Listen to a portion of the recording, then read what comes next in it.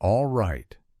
In this video, I wanted to show you how to create your collection of media files and connect it to Media Stream Planner application, so you can build your media library and organize sustained 24/7 stream using your uploaded files.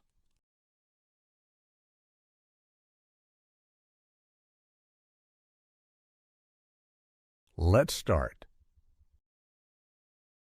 On this demo, I'm using Windows Operation System as a host and Ubuntu Linux installed on Windows using WSL.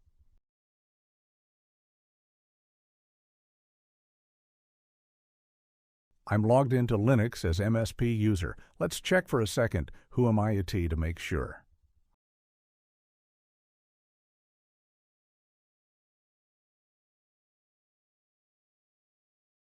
Okay, so the user is MSP. Now let's check our current directory. As we see, we are currently in the user's home directory.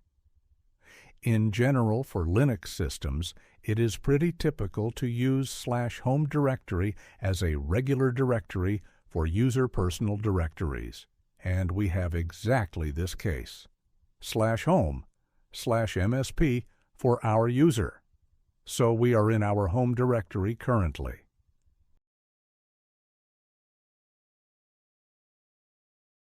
And let's see what do we have here. All right, as we can see, it is empty right now. We don't have any subfolder, just some regular operation system related default files.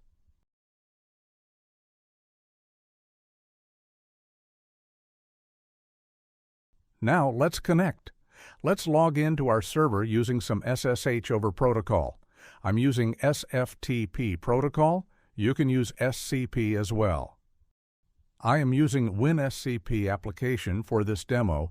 I like this free tool to work with remote server and file systems with enabled SSH.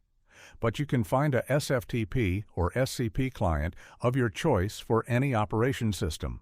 For example, FileZilla, Total Commander, and so on, for Linux, Windows, and Mac OS, or just use the command line and SH and SCP related commands, and if you prefer. Okay, let me log in. Basically, we are using localhost because we are running Linux server locally with WSL. So I am logging as MSP user. Again, we can see that here is any folders or uploads in our home MSP directory right now. And we have this media library with some free video clips we want to upload to our server, and then organize stream using these video clips.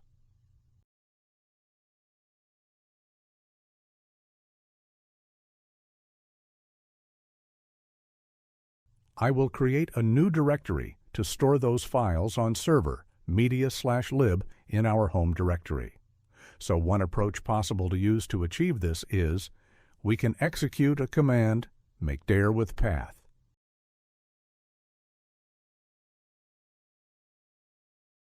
Just like this.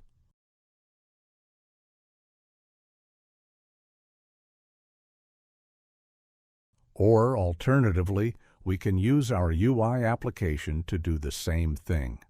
Let's create a new directory in our home with name media. Let's make sure all necessary permissions are set. We can see that X and R permissions are set for all users, and W is set for owner. Alternatively, check that X and R are set for a group, but this is dependent on your server configuration. Looks like we good. Now directory is created, let's create new subdirectory with namelib using the same pattern.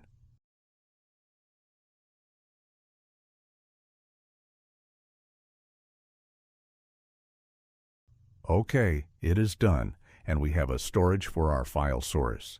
Let's navigate to our new directory and upload our video clips here.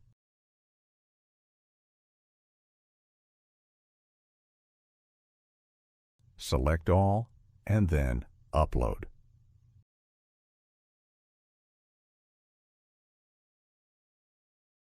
Pretty simple.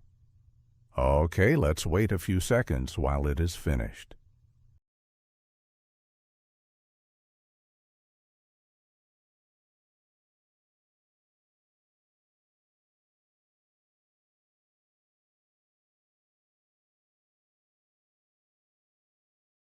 All right, our collection is delivered.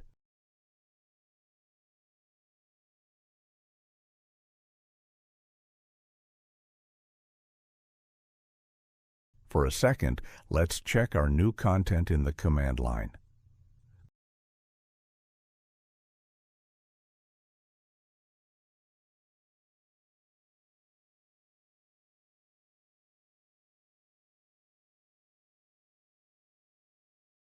Great, all our files are delivered, and the permissions look good, just as we are expecting. Let's navigate to our MediaLib directory on the server in the terminal too.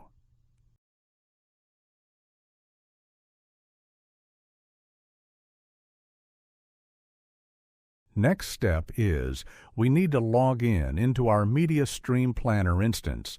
It is running in the same local WSL Linux instance that we use to create and upload our files. So let's navigate to the default URL, what is localhost and port 8080. Please note it is not in the production mode currently. Application is still in development and test.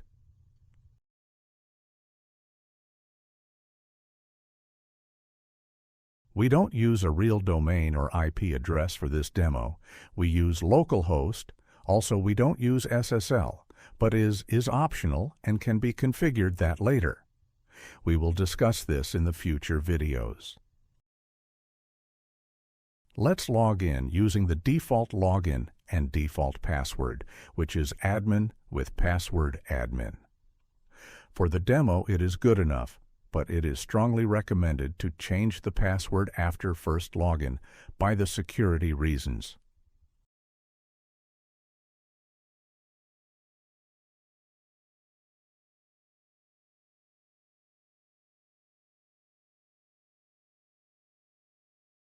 Okay, we signed in. We are logged in as user admin, it says. A point where we are connecting our local directory with uploads and application is File Source, basically this menu item. Okay, let's click it. Right now we don't have any source specified, so we need to create one. Let's create this file source in terms of our application. We can choose any label just as a reminder, or like as title to our file source. Let's name it My Media Source.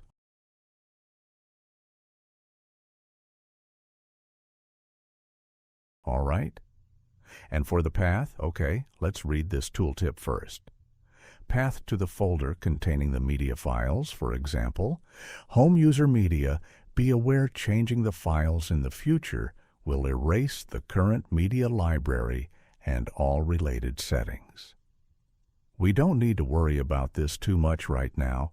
Just remember that you need to change the path in the future carefully, because for the operation system, changing the path to the file will indicate that previous file is not existing anymore, and that's why previously created media library based on the path with all the related settings will be erased, and you will need to start over and pass all the steps to build a media library one more time.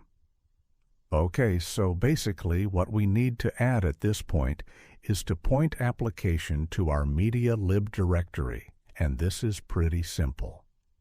In the terminal, currently we are located in the home directory with our files, and let's display the full path to that directory. With executing of the pwd command, you will see the full path to the current location. Let's copy this value and just paste it to our path field, and that's it basically. Let's save the form. All right, we just created our file source, and now let's make sure it is working properly.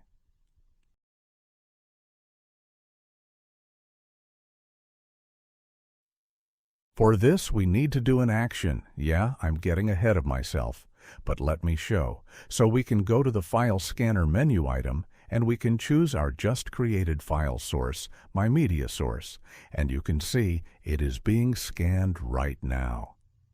It should display our files after scan is complete. Great, we got 92 files here. Let's compare. Correct, 92 files been scanned. Everything is fine. The scanner did some analysis for our media. It has extracted some metadata, like duration, size, detected format, and bunch of other metrics. Let's make sure that media files are readable. Let's click play for some. Good. We can see a cat here. Thank you, kitty kitty. Let's check something else. Another cat, maybe. Oh, wow. Okay, awesome. Let's check some nature here.